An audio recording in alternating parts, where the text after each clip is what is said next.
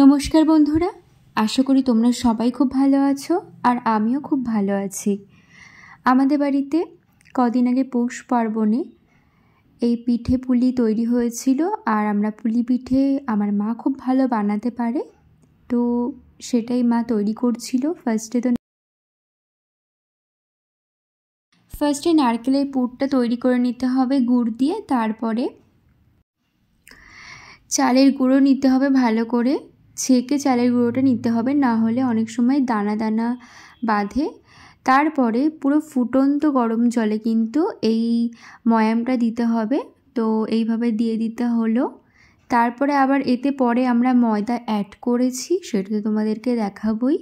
একটু ময়দা অ্যাড করলে পিঠেটা একটু নরম থাকে, পরের দিন আর শক্ত মতো খেতে লাগে না, সেই জন্য। এবার তারপরে আমরা ময়াম দেওয়ার পরে কিন্তু পিঠেটা তৈরি করা শুরু করে দিয়েছি, আর এইভাবে সুন্দর করে তৈরি করে নিতে হবে বিভিন্ন শেপে।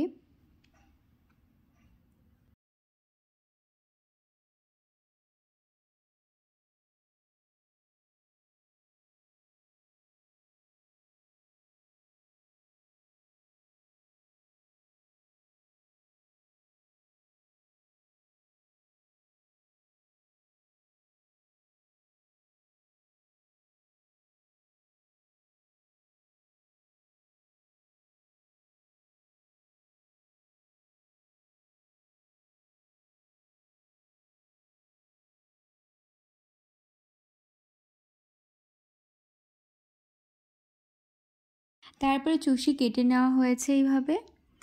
আর আমি চুষি পিঠে খেতে খুব পছন্দ করি। তোমরা কে কোন পিঠে খেতে খুব পছন্দ করো আমাকে কমেন্টে অবশ্যই জানাও। এই যে সব পিঠে, আর এইদিকে দেখো দুধ জাল দেওয়া হয়েছে, 2 প্যাকেট দুধ কিন্তু লেগেছে, আর এর ভিতরে একটু গুড় মেশানো হয়েছে।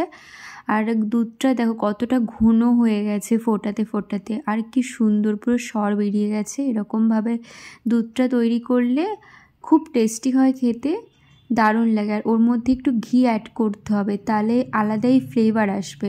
আমরা কখনো অ্যাড করিনি, ফার্স্ট টাইম অ্যাড করেছি। আর সাথে একটু এলাচ গুঁড়ো অ্যাড করতে হবে।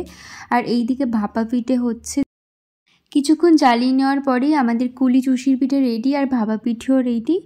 তো এই ভিডিওটি ভালো লাগলে তোমরা অবশ্যই লাইক, শেয়ার, কমেন্ট আর সাবস্ক্রাইব করো আমার চ্যানেলটিকে, আর বেল আইকনটা অবশ্যই ক্লিক করে রেখো। তো আজকের জন্য এইটুকুই, ভালো থেকো তোমরা।